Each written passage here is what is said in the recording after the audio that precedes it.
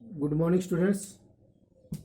आज का अपना विषय रहेगा शुद्ध सारंग की स्वरलिपि पार्ट 2, अर्थात शुद्ध सारंग का जो द्रुत ख्याल है उसका दूसरा पार्ट, जिसमें आपको मैं अंतरा के बारे में आपको बताऊंगा। आज इससे पहले वीडियो मैंने आपको स्थाई के बारे में बताया था। तो सबसे पहले वही बातें, 4 बातें इसकी याद रखनी है कि राग शुद्ध सारंग के अंदर ग और ध तो आरोह में वर्जित होते हैं, और दूसरा ग स्वर केवल अवरोह में वर्जित होता है। इससे क्या हुआ कि पूरे इस राग में ग स्वर का प्रयोग बिल्कुल नहीं किया जाता। इसलिए स्वर लिपि लिखते वक्त ध्यान रखें कि इस राग में, पूरे राग में ग स्वर कहीं भी प्रयोग नहीं होगा स्वर लिपि में। और दूसरा इसमें विशेष बात क्या है कि जो रे स्वर है अमूमन वो कण के साथ प्रयोग किया जा रहा है, मध्यम स्वर के कण के साथ, क्योंकि इस राग में एक नियम है, इस राग में दोनों मय का प्रयोग किया जाएगा। और दोनों मय कौन कौन से हैं? एक शुद्ध मध्यम है, एक तीव्र मध्यम है। दोनों मध्यम स्वरों का प्रयोग किया जाएगा, इसलिए इसमें ध्यान रखा जाए। और दूसरा, इसमें जो मय पहले आता है तो साथ में इसमें मींड के साथ प्रयोग किया जाता है। बस पहली बात, पूरे राग की स्वर लिपि लिखते वक्त ग स्वर इसमें कहीं प्रयोग नहीं किया जाएगा। दूसरा, रे के साथ मय स्वर कण के रूप में या मींड के रूप में ही प्रयोग किया जा रहा है। अकेला रे इसमें कहीं भी स्वर लिपि में पूरी प्रयोग नहीं किया जा रहा। तीसरी बात ये कि ये जो अपना इस गीत के बोल है, प्रेम पिया हमसे ना बोला तो विनती करत मैं तो हारी हारी, इससे पहले वाले में था अब मोरी मात मान ले पियरवा, ये थी ना, मैं जाऊं तो पे वारी वारी, ये सथाई के बोल थे। ये बोल अपने सिलेबस में जो जीवन परिचय है फैयाज खां उनके लिखे हुए बोल हैं। उस परिचय में बात आती है कि जब भी अपना कोई गीत लिखते थे, कोई पद लिखते थे, कोई कविता लिखते थे, तो उसमें अपना नाम ले ना लिख करके प्रेम पिया शब्द प्रयोग किया करते थे। ये उनकी अपनी नेचर के ऊपर डिपेंड कर सकता है, क्यों करते थे अलग बात है। तो इसमें इस रशाद शुभ सारंग की जो द्रुत ख्याल की स्वर लिपि लिख रहे हैं, इसमें जो बोल प्रयोग किए गए हैं स्वरों के साथ है, मतलब जो ट्यून है वो किसकी है?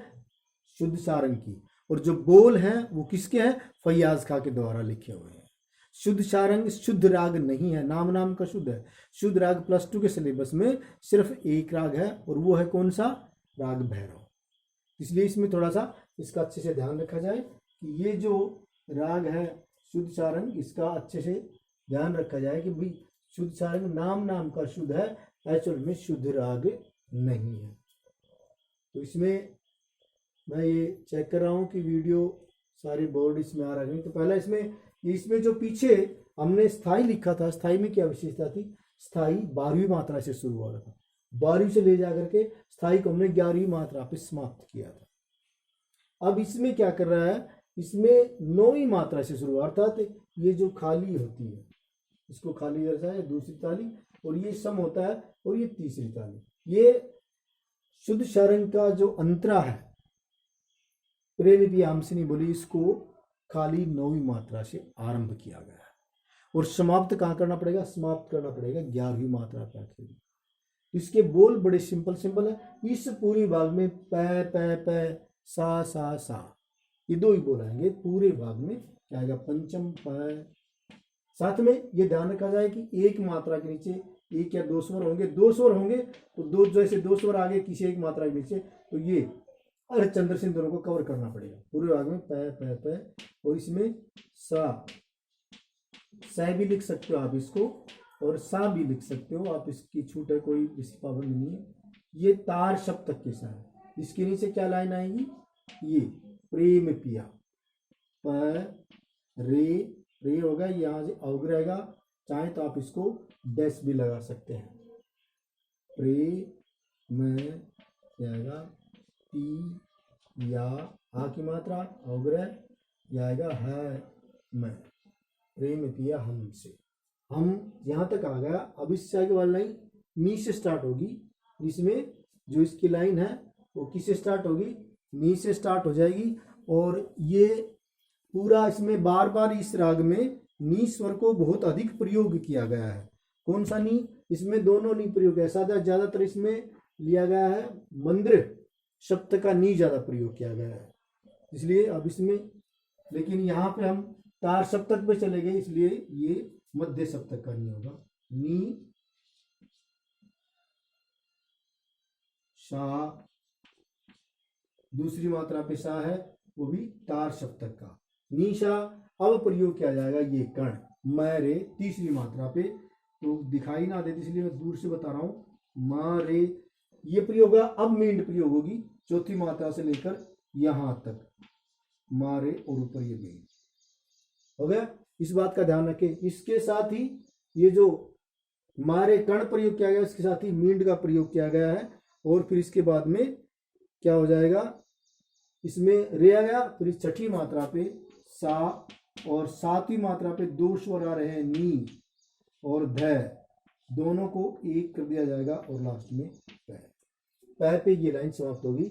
हमसे ना ही बोलत, अब इसके नीचे लिख देंगे हम से अवग्रह ना ही, इसमें आएगा बो, ये अवग्रह, ये आएगा ल, दो स्वर है, मात्रा एक है, इसलिए दो स्वर होने की वजह से इनको दोनों को बढ़ाया जाएगा, इसके साथ एक अवग्रह लगा दिया जाएगा, बो ल। ये पूरी लाइन हो गई। प प प प सा सा सा सा, नी सा मारे सा नी धा प, ये हो गई हमसे ना ही बोलत। इतने लाइन कवर हो गई इसकी। अब इसमें आगे क्या करना है, इसमें आगे में विनती करत मैं तो हारी हारी, ये विभाग ही बहुत मुश्किल नहीं है, सिंपल विभाग है। इसमें भी वही ये विभाग नी सा यहां तक उठा करके एज चीज रख देंगे इसमें, नी सा ये रे, और ये इसमें कर्ण, इसमें क्या हो रहा है, इसको छोड़ करके ये तार सप्तक के दोनों। अब इसमें क्या होगा, नी सा रे, नी सा मैरे, ये कर्ण सहित हम लेके आए यहां तक। अब इसको फिर दोबारा लिख देते हैं, दो बार लिखा जाता है ये गाने में प्रयोग करने के लिए, नी सा मारे मारे, फिर इसके बाद क्या होगा, फिर वही मींड आ जाएगी। जो ही इसका कर्ण आएगा, कर्ण के साथ इसमें मींड का प्रयोग किया जाएगा। जैसे नी, इसमें ध्यान रखा जाए ये दोनों तार सप्तक के, सा भी तार सप्तक का है, ये मैरी ये तार सप्तक का, और ये भी तार सप्तक के ही है। इसमें क्या आ जाएगा, ये मींड का प्रयोग, जैसे मारे फिर मींड आ गई, इसलिए मारे मारे दो बार है, इसलिए फिर मा रे, और ये मींड साथ में इनके ऊपर बिंदु लगा देंगे। ये मींड कहाँ प्रयोग की जाएगी, तार सप्तक में प्रयोग की जाएगी। और ये दो स्वर एज टी उठा के सा और सा किस सप्तक के हैं, तार सप्तक के हैं, दोनों उठा के रख दिए। इसमें हमने क्या किया, इसमें क्या हो रहा है, मारे मारे मारे मींड के रूप में सा सा सा। इसमें ये विभाग हमने कहाँ से उठाया, ये विभाग हमने उठाया यहाँ से, ये पूरा विभाग यहाँ से हमने उठा करके कहाँ रख दिया, ये यहाँ रख दिया। इसमें क्या किया गया, एक मारे और शामिल किया गया, और फिर ये मारे, ये फिर मींड का प्रयोग इस, और ये दूसरा भाग सा सा सा। बस इतना याद रखना है। इससे आगे क्या है कि अगर आपको सथाई याद किया आपने, तो सथाई में जो लाइन थी उसमें थी वारी वारी वारी, इसमें मैं तो विनती करत मैं तो, यहां तक तो इसमें आ जाएगा, क्या आएगा,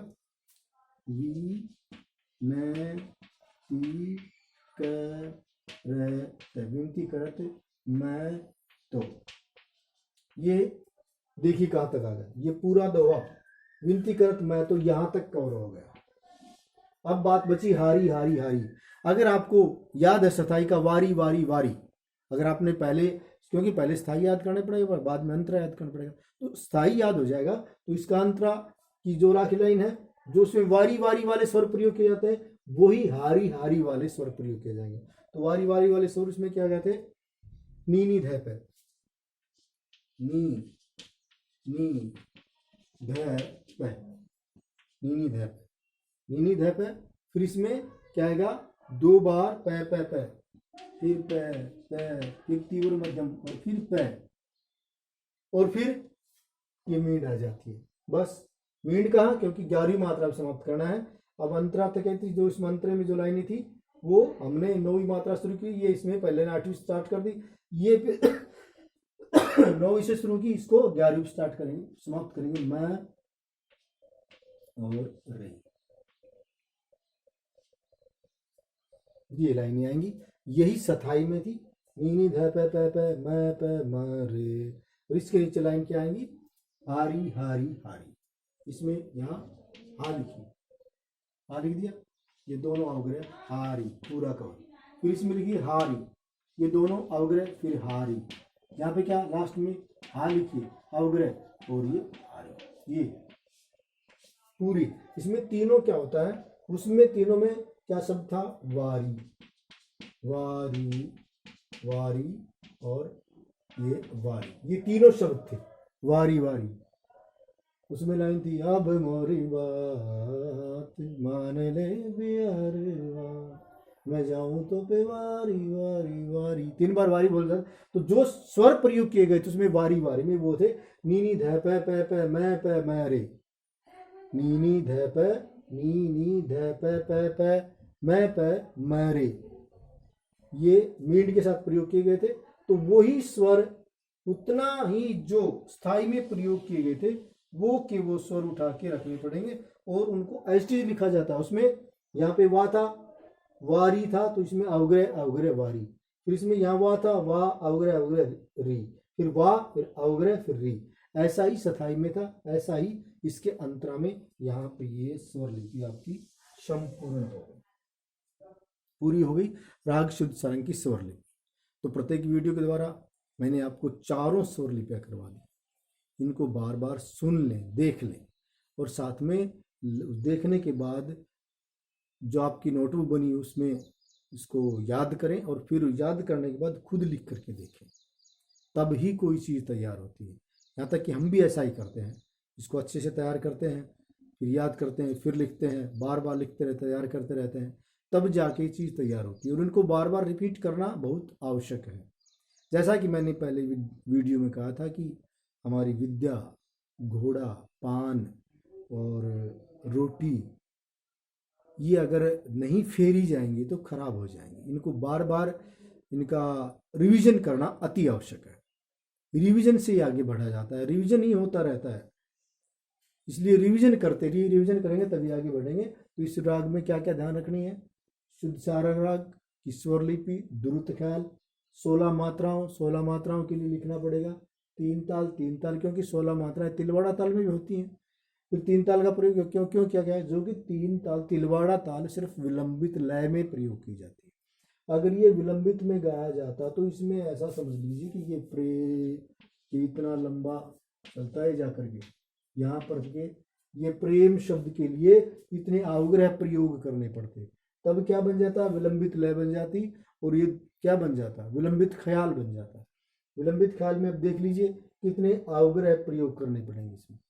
इस तरह प्रेम शब्द यहाँ जाकर के समाप्त हो रहा है 9वीं से स्टार्ट होकर 16वीं में, और कई बार ये 9वीं से लेकर 16वीं में जाके 8वीं पे समाप्त करते हैं, पूरी ताल निकल जाती है एक शब्द के उच्चारण में ही, वो विलंबित बन जाता है। तो मैं ये कहना चाहता हूँ 3 ताल मध्य लय में प्रयोग की गई है, और मध्य लय के लिए तिलवाड़ा ताल का प्रयोग नहीं किया जाता, इसलिए यहाँ पे लिखना पड़ेगा शुद्ध सारंग, द्रुत ख्याल, 3 ताल, मध्य लय, और साथ में स्वर लिपि। स्वर लिपि तो प्रत्येक शैली की हो सकती है, ध्रुपद की भी हो सकती है, विलंबित ख्याल की भी हो सकती है, दामार की भी हो सकती है, तराना की भी हो सकती है, आलाप की भी, तान की भी, जो उसके स्वर लिखे जाए वो सब, ये स्वर ऐसे लिखना स्वर लिपि कहलाता है। ये स्वर जैसे मैंने पै पै पै सा नी सा मारे सा नी ध पै, ये जो स्वर लिखे हैं इनको हटा दिया जाए, इसको हटा दिया जाए, तो ये जो बचेंगे ये क्या है, ये है स्वर लिपि।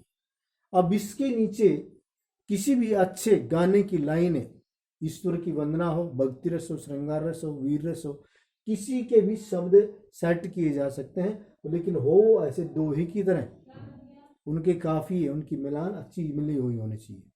तो ये है स्वर लिपि, इसको स्वर लिपि कहा जाता है। ये ध्रुपद की भी हो सकती है, ये विलंबित ख्याल की भी हो सकती है, इसलिए स्वर लिपि लिखने के बाद द्रुत ख्याल लिखना अथवा छोटा ख्याल, द्रुत ख्याल को छोटा ख्याल भी कहते हैं, ये लिखना अति आवश्यक है। पूरी स्वर लिपि मैंने आज आपको करवा दी है सिलेबस के हिसाब से, सारी परिभाषाएं, सारी ताल, सारे राग, कुछ भी, अब सिर्फ आलाप और तान अगले वीडियो में करवाऊंगा। स्वर लिपियां सभी हो गई तैयार, और आप इनको पूरे मन से तैयार कीजिए और आगे बढ़िए। धन्यवाद।